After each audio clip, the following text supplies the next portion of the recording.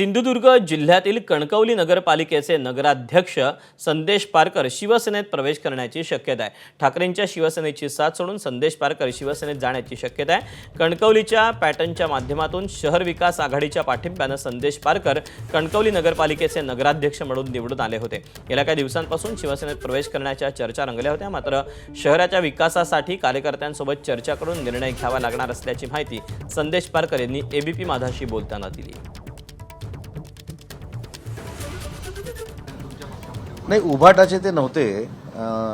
ज्यावेळी ते नगरपालिकेच्या उमेदवारीला उभे राहिले ते सर्वप्रथम ते माननीय एकनाथ शिंदे साहेबांना भेटले।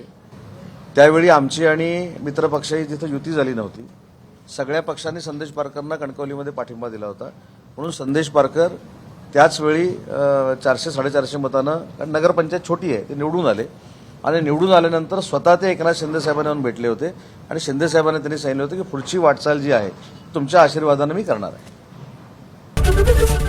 एबीपी माझा, उघडा डोळे बघा नीट।